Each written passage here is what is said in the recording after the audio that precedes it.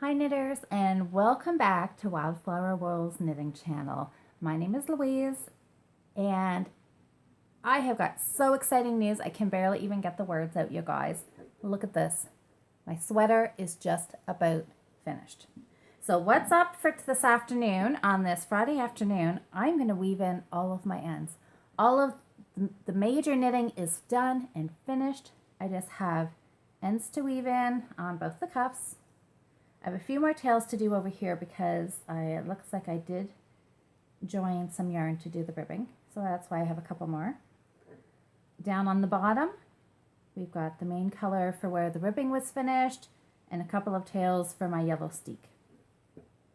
And then up here in the color work, we've got those color work tails that always end up after you've done color work. I've got those to weave in. That won't take too long. That'll just be sit down, put something on, watch, listen to a podcast, weave those ends in. Then the real fun happens. And this is what I am so excited about. This sweater, the pattern is called Icefall. It's designed by the fairly fabulous, talented girls over at Tin Can Knits. And this was included in their book called Strange Brew. Strange Brew is all about mixing and matching your designs and doing your sweater top down, bottom up, however you want. So I did some major modifications to this sweater, which I'll talk about in the next video. But the biggest one that I did was this Icefall sweater was designed to be a pullover. And I thought I'm going to get way more wear out of this sweater as a cardigan. So I have steeked down the front of this sweater. I've added in 5 extra stitches. And I'm going to cut this center brown stitch. I've got my yellow stitches on either side just to highlight, outline where I'm going to do a crocheted reinforcement slip stitch and then where I'll be cutting to make this into a cardigan. So as you guys all know, I am not much of a crocheter. I am really what I like to call a freestyle crocheter. So if I can do this crocheting, see, because I know in some of our knit nights I was saying that I was going to do this crochet steek, and people say, well, I'm not a crocheter, I don't know how to do it. Well, you know what? I'm not much of a crocheter, and if I can do it, I'm pretty sure other people can kind of work their way through it. So what my biggest thing was trying to find the crochet hook. I wanted something that was a little bit of a point. I had originally kind of played around using this hook because it is a 4mm, which is the same. Actually, no, it's smaller. I knit this on a 4.5. The body's done on a 4.5, but I found this hook really big and cumbersome. So I'm going to try going down to this size. And what I'm going to do is reinforce so I can cut it and nothing's going to unravel.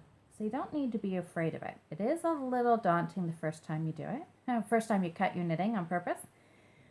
What I'm going to do, see here I'm picking up a stitch of the brown and a stitch of the yellow. I'm going to do a slip stitch here. So I'm going to show a close-up video on how I do that. I'm going to start at one end or the other and work up the side and then all the way down the other side. So what I can tell from all of this is going to be a heck of a lot of crocheted slip stitches for somebody who's not a crocheter. But I can do this because my motivation is I want to wear this sweater. I actually wanted to wear it tomorrow, but I don't think that's going to happen mostly because I haven't blocked it. And this last row of increases bothers me a little bit, and I'm hoping that it will flatten out and lay a little bit nicer once it's blocked. So anyways, guys, that was my exciting news for today. I'm going to have to weave in these ends. Oh, and I don't know if we mentioned these little holes here at the underarms. These happen quite frequently when you're picking up stitches. You're picking up the stitches that are on a waist yarn on the body of the sweater. Then you're picking up stitches on where you've cast off on the body. And then what you're doing is you're picking up and making new stitches to knit in the round. And you sometimes get these gaps or holes on either side. Not to worry about those. Those are an easy fix, especially this really big gaping one because this is where the yarn is joined. So I've got a tail right here anyways. And that I will do a little video, short video for. It's a quick, simple little pick up and pull tight. But I'll show that on video too if anybody wants to see that. So that's it. Then I truly will have a finished sweater, which maybe, well, I will definitely be able to wear next week. Maybe not this weekend, but that's okay. I'm just going to let this excitement move me forward and get this crocheted slip stitching done. So stay tuned, and I will be modeling this for you before you know it. Have a fantastic rest of your Friday, guys, and I will talk to you soon.